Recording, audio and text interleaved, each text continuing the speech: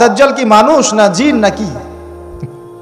দাজ্জাল কে? এটা ফেরেশতা নাকি জিন না মানুষ? কি এটাও একটা প্রশ্নের বিষয়। কিভাবে দেখুন, আল্লাহ নবী সাল্লাল্লাহু আলাইহি ওয়াসাল্লাম বলছেন নূহ আলাইহিস সালামের সময়ও নূহ আলাইহিস সালাম তার কওমকে দাজ্জাল সম্পর্কে সতর্ক করেছেন। তার মানে পৃথিবীর সূচনা থেকে সে পৃথিবীতে ছিল এবং সে বের হবে শেষ জামানায়, এবং বের হয়ে সে তার অনুসারীদেরকে নিয়ে বিশ্বটাকে শাসন করবে। তার মানে অনেক লম্বা একটা হায়াত সে পেয়েছে। কোন জাতি এত লম্বা হায়াত পায় বলেন তো? কোন জাতি, মানব জাতিকে এত লম্বা হায়াত পায়? একটা মিস্টেরিয়াস ক্যারেক্টার দাজ্জাল। সে কি? তারপরে দেখুন, নবী সাল্লাল্লাহু আলাইহি ওয়াসাল্লাম একটা হাদিসের মধ্যে বলেছেন যে তাকে ওই তামিম দারির ওই দ্বীপে বন্দী করে রাখা হয়েছে। আপনারা হাদিসটা জানেন? দ্বীপে বন্দী থাকা অবস্থায় তাকে সাহাবীরা দেখেছেন অনেক বিশাল আকৃতিতে, ঠিক আছে? এবং সাহাবীদেরকে সে প্রশ্ন করছিল, তামিম দারিকে প্রশ্ন করছিল যে বাইসানের খেজুর বাগানে খেজুর কি ধরে? বলে হ্যাঁ ধরে। সে বলছে অচিরেই আর ধরবে না। তারপরে বলছে তাবারিয়া হ্রদে কি পানি আছে? সাহাবীরা বলছেন আছে। বলছে অচিরেই পানি থাকবে না। তোমাদের ওই উম্মি নবীর কি খবর? তখন সাহাবীরা বলছেন যে তিনি মক্কা থেকে মদিনায় হিজরত করে এসেছেন, বদরের যুদ্ধ হয়েছে, বালতির মতো তার অবস্থা, একবার এদিকে পাল্লা ভারী হয় একবার এদিকে পাল্লা ভারী হয়। মানে বদরে জিতেছেন, উহুদে বিপর্যস্ত হয়েছেন। তখন এই ব্যক্তি বলছে যে তোমাদের জন্য উত্তম হবে ওই ব্যক্তির অনুসরণ করা। দাজ্জাল এই কথা বলছে, তোমাদের জন্য উত্তম হবে ওই উম্মি নবীর অনুসরণ করা। তখন সাহাবীরা জিজ্ঞাসা করছেন আপনি কে? তো সে বলছে যে আমি হচ্ছি দাজ্জাল, আমাকে অচিরেই এখান থেকে মুক্ত হওয়ার অনুমতি দেওয়া হবে, তখন আমি এই পৃথিবীটাকে শাসন করব। এইখানে সাহাবীরা দেখে আসছেন, যারা দেখে আসছেন তারা পরে ইসলাম কবুল করেছেন। তখন তারা মুসলিম ছিলেন না, খ্রিস্টান ছিলেন। কথা বুঝতে পারছেন? তাহলে এখানে আমরা তাকে একটা বিশাল দেহি দেখলাম, শিকল দিয়ে বন্দী। আবার নবী সাল্লাল্লাহু আলাইহি ওয়াসাল্লাম একদিন মদিনার মধ্যে উমর রাদিয়াল্লাহু আনহুকে নিয়ে হাঁটছেন, সহিহ মুসলিমে আছে। খবর পাওয়া গেল যে মদিনায় একটা যুবক ছেলে আছে, ইহুদি মায়ের সন্তান একটা যুবক ছেলে, যার চুলগুলা কোকড়ানো, চোখটা একটু ফোলা, যার আলামতগুলো দাজ্জালের সাথে মিলে যাচ্ছে। তখন নবী সাল্লাল্লাহু আলাইহি ওয়াসাল্লাম ওমর ইবনে খাত্তাবকে নিয়ে ওদের বাসায় গেলেন। দেখলেন খেজুর বাগানে সে বসে আছে, মনোযোগ দিন। এবার নবীজি গিয়ে বললেন যে তুমি কি দেখো? সেই ছেলেটা বলছে আমি আরশ দেখি। আরশ বোঝেন? সিংহাসন। কোথায় তোমার আরশ? সেই ছেলে বলছে পানির উপরে। কোথায়? পানির উপরে। নবীজি বলছেন তুমি তো তাহলে শয়তানকে দেখো। নবীজি বলছেন তুমি কি বিশ্বাস করো যে আমি শেষ নবী? সেই ছেলে বলছে আপনি কি বিশ্বাস করেন যে আমি নবী? কি বুঝতে পারছেন কথা আমার? নবীজি বলছেন তুমি কি বিশ্বাস করো যে আমি শেষ নবী? সেই ছেলে বলছে আপনি কি বিশ্বাস করেন যে আমি নবী? উমর রাদিয়াল্লাহু আনহু তরোয়ালের খাপ খোলা সারা। তিনি বললেন যে ইয়া রাসূলুল্লাহ অনুমতি দেন, এর গর্দানটাকে নামাই দিই, বেয়াদব, আপনার সাথে বেয়াদবি করছে। তখন নবী সাল্লাল্লাহু আলাইহি ওয়াসাল্লাম বললেন দাআহু ইয়া উমর, তাকে ছেড়ে দাও। যদি সে সত্যিকার অর্থেই দাজ্জাল হয়ে থাকে, তুমি উমর তাকে হত্যা করতে পারবে না। কেন হত্যা করতে পারবেন না? কারণ দাজ্জালের নিহত হওয়া লেখা আছে ঈসা আলাইহিস সালামের হাতে। কার হাতে? ঈসা আলাইহিস সালাম যখন আসবেন, এই প্যালেস্টাইনের বাবে লুদ নামক জায়গায় দাজ্জালকে মারা হবে। ঠিক আছে কথা? তাহলে ওমর তুমি তাকে হত্যা করতে পারবে না। আর যদি সে দাজ্জাল না হয়ে থাকে, নিরপরাধ মানুষকে হত্যা করে কোনো লাভ নাই। এখানে চান্স নেওয়া হলো 50-50। এক হাদিসে আপনি দেখছেন নবীজি বলছেন নূহ আলাইহিস সালাম তার কওমকে দাজ্জাল সম্পর্কে সতর্ক করেছেন। এক হাদিসে নবীজি বলছেন সে বের হলে 40 দিন বিশ্ব শাসন করবে। প্রথম দিন 1 বছর, দ্বিতীয় দিন 1 মাস, তৃতীয় দিন 1 সপ্তাহ, বাকি দিন আমাদের মতো। আর এক হাদিসে নবীজি বলছেন তামিম দারি দেখে এসেছে তাকে কোথায়? দ্বীপে বন্দী অবস্থায়, সে ছাড়া পাবে অচিরেই।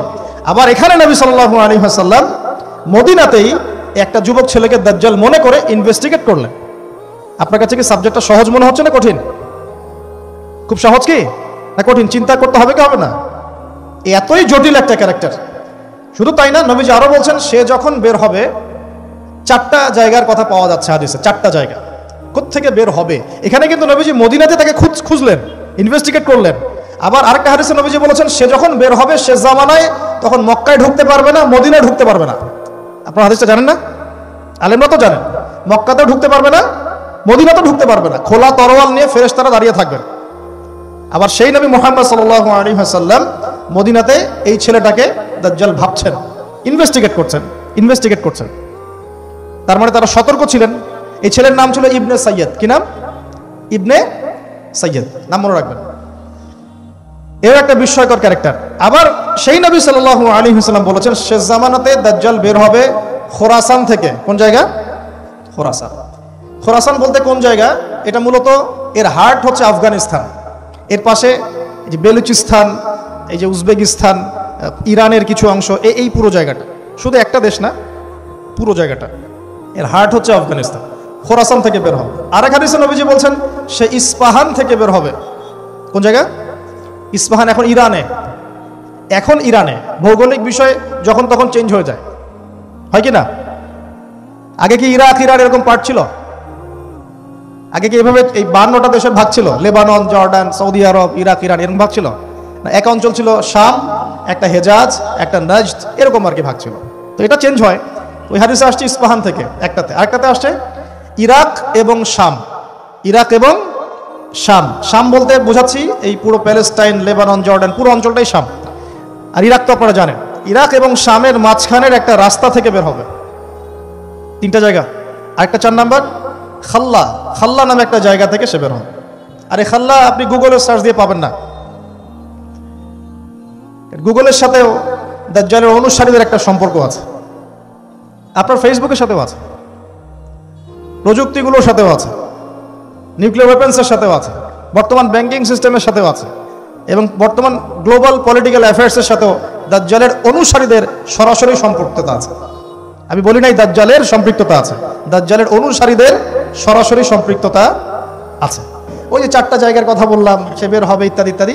এবার সে মানুষের রূপ ধরে আমাদের সমাজে প্রবেশ করবে এবং তার অনুসারীদেরকে নিয়ে ম্যাসাকার করা শুরু করবে। কিন্তু মুসলিমদের মধ্যে একটা বাহিনী শেষ পর্যন্ত তার সাথে যুদ্ধ করতে থাকবে, শেষ পর্যন্ত। লা তুকাতিলুনাল ইয়াহুদ। এমনকি গাছের পিছনে ওরা লুকালেও আল্লাহ নবী বলছেন যে গাছ পাথর কথা বলবে, আমার পিছনে আছে, এসো মেরে যাও।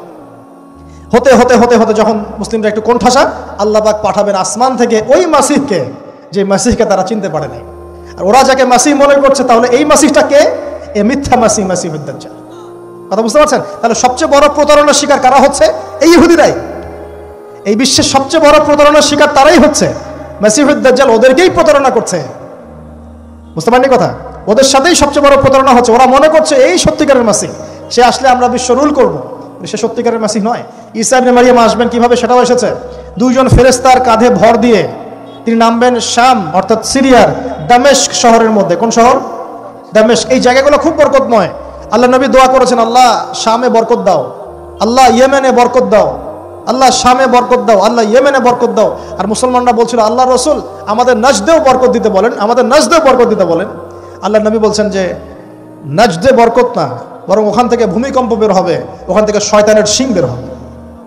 চিন্তা করে, ওই যে বললাম নাজদিরা তুর্কিদের বিরুদ্ধে যুদ্ধ করেছিল, অটোম্যান এম্পায়ারের বিরুদ্ধে যুদ্ধ করেছে ব্রিটেনের সাথে হাত মিলিয়ে। ওরাই এখন সারা বিশ্ব, বাংলাদেশে এদের লেসপেন্সার আছে বহুত, বাংলাদেশে এদের বহুত লেসপেন্সার আছে।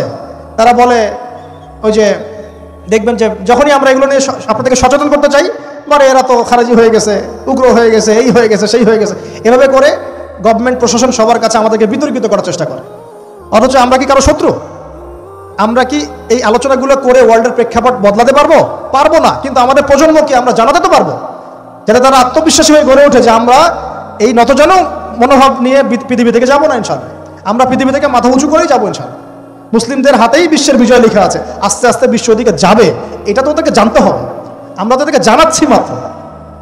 তো নাশ থেকে বের হবে শয়তানের শিং, এটা বলা হয়েছে। যাই হোক, এখন ঈসা ইবনে মারিয়াম আসবেন এই সিরিয়ার দামেস্ক।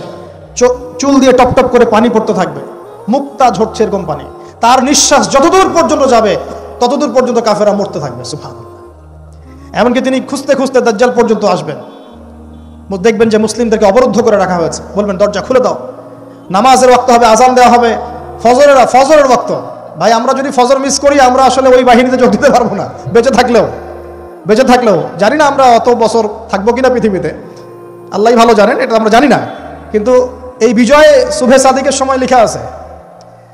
আজান হয়ে যাবে, ইমামুল মাহদি তাকে বলবেন ইমামতি করুন আপনি। ঈসা ইবনে মারইয়াম বলবেন না, এই উম্মতের জন্য ইমামতির অধিকার দেয়া হয়েছে। বলেন সুবহানাল্লাহ। তিনি ইমামতি করবেন না, বরং মুক্তাদি হবেন। দরজা খুলে দাও, নামাজ শেষে দরজা খুলে দেওয়া হবে। দাজ্জালকে খুঁজতে খুঁজতে খুঁজতে এই প্যালেস্টাইন, এই জেরুজালেমের বাবে লুদ নামক জায়গায় তিনি পৌঁছাবেন। সেখানে দেখবেন মাসিহুদ দাজ্জাল আছে। দাজ্জাল তাকে দেখার সাথে সাথেই লবণের মতো গলতে শুরু করবে। সেখানে তিনি তাকে হত্যা করবেন। একজন একজন করে এই সন্ত্রাসী যারা এখন এই নিরীহ মানুষদেরকে হত্যা করছে, এদেরকে হত্যা করা হবে একজন একজন করে, একজনকে ছাড়া হবে না। আমি জন্য বলছি, মন থেকে বলছি, এই যে এক একটা আমাদের বাচ্চা, আমার এক একটা বাচ্চার রক্তের প্রতিশোধ নেওয়া হবে ইনশাআল্লাহ। আমাদের এক একটা বোনের ইজ্জতের প্রতিশোধ নেওয়া হবে ইনশাআল্লাহ। এক একজন ভাইকে যে বুলেট ছোড়া হয়েছে এর প্রতিশোধ নেওয়া হবেই হবে ইনশাআল্লাহ। কে নিবেন? ওই যে বললাম, আপনি পারছেন না, আপনি হয়তো বলছেন দোয়া করছেন এতটুকু পর্যন্তই। ইনশাআল্লাহু তাআলা আল মাহদি আর ঈসা ইবনে মারইয়াম সেটা করে দেখাবেন ইনশাআল্লাহ। তারপরে সেখান থেকে তিনি ইসলামী খেলাফা রিস্টোর করবেন। 40 বছর তিনি পুরো বিশ্বকে শাসন করবেন। কত বছর? তখন অবস্থা এত সুখ সমৃদ্ধির হবে, একটা ডালিমের খোসার নিচে একটা পরিবার আশ্রয় নিতে পারবে। একটা ডালিম দেখেছেন কতটুকু? এটা বড় হবে, বড়, এর নিচে আপনি ঢুকতে পারবেন, এত বড় ফল হবে, উর্বর হবে মাটি, সবুজ শ্যামল, বৃষ্টিপাত বেশি হবে, এগুলো হতে থাকবে। এর মাঝখানে আবার ইয়াজুজ মাজুজ বের হবে। ইয়াজুজ মাজুজ বের হওয়ার পরে পৃথিবী ম্যাসাকার করবে। তারা এমনভাবে পৃথিবীতে ম্যাসাকার করবে যে ঈসা আলাইহিস সালাম এবং তার অনুসারীরা তুর পাহাড়ে গিয়ে লুকাবেন, আত্মগোপন করবেন, এবং তাবারিয়া হ্রদের পানি তারা খেয়ে ফেলবে। পরের দল এসে বলবে কোনো এক সময় মনে হয় এখানে পানি ছিল, মানে পানি সব খেয়ে সাবার করে ফেলবে। আর বুঝতে পারছেন? ঈসা আলাইহিস সালাম দোয়া করবেন, আল্লাহ এই আযাব থেকে আমাদেরকে তুমি বাঁচাও।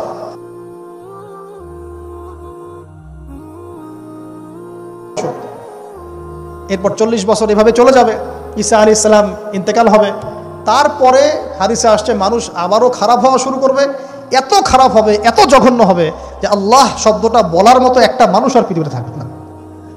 একটা মিষ্টি মৃদু একটা বাতাস আসবে, এই বাতাস মুমিনদের বগলের নিচ দিয়ে প্রবাহিত হবে, এবং যার অন্তরে এক সরিষা দানা পরিমাণ ঈমান আছে, ওই বাতাসে তার জান কবজ হয়ে যাবে। বাকি থাকবে সব এই যে গরু ছাগল হাঁস মুরগির মতো মানুষ, গবাদি পশু। আল্লাহ বলার মতো মানুষ নাই, রাস্তা মরে মরে জেনা করবে। এটা আরো অনেক পরের কথা, অনেক পরের কথা। আমরা ওই যুগ দেখতেও চাই না, বাঁচতেও চাই না ওই যুগে, তাই না ভাই? আল্লাহ পাক বলছেন এরপরে, আল্লাহ রাসূল সাল্লাল্লাহু আলাইহি ওয়াসাল্লাম বলছেন এরপরে একদিন সকালে হঠাৎ করে দেখবে কেনা বেচা করতে করতে, কথা বলতে বলতে, পানি পান করতে করতে, খাবার খেতে খেতে এই যে পশ্চিম দিক থেকে সূর্য উঠে গেছে। তার মানে কি? ওই দিন কিয়ামত হয়ে যাবে, এবং এটা এত ফাস্ট হবে, এত দ্রুত হবে। আল্লাহ রাসূল সাল্লাল্লাহু আলাইহি ওয়াসাল্লাম বলেছেন যে কেউ বাসায় ফিরে যাবে, আহাল পরিবারের সাথে একটা দেখা করবে, এই সুযোগ পাবে না। একদম ইনস্ট্যান্ট ডেথ ছাড়।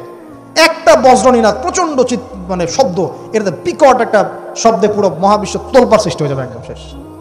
এই হলো সিঙ্গার প্রথম ফুক, শেষ, সব ডেট। এই যে আমাদের এত বাহাদুরি, এত কিছু সব শেষ, মানে পৃথিবী আস্তে আস্তে ওর শেষের দিকে যাচ্ছে।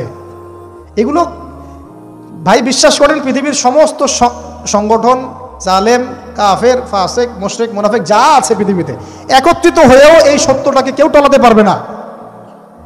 আমরা সারা মুসলমানরা মিলেও যদি এই সত্যটাকে টলাতে চাই, পারবো না। মানে আস্তে আস্তে আলটিমেট গোল এটাই পৃথিবীর। এরপরে কিয়ামত, তারপরে তো আপনারা জানেন কি হচ্ছে, ফামান ইয়ামাল মিসকালা যাররাতিন খায়রান ইয়ারাহ, এক চুল পরিমাণ যদি ভালো কাজ কেউ করে থাকে তাকে সেটা দেখানো হবে। ওয়া মান ইয়ামাল মিসকালা যাররাতিন শাররান ইয়ারাহ, এক চুল পরিমাণ খারাপ কাজ আমরা কেউ করে থাকলে দেখানো হবে। তবে যারা লা ইলাহা ইল্লাল্লাহ এই তাওহীদের উপর থাকবে, যত বড় গুনাহ করুক না কেন আল্লাহ মাফ করে দিবেন ইনশাআল্লাহ, ইনশাআল্লাহ। কারণ আমাদের জন্য নবী সাল্লাল্লাহু আলাইহি ওয়াসাল্লাম সুপারিশ করবেন।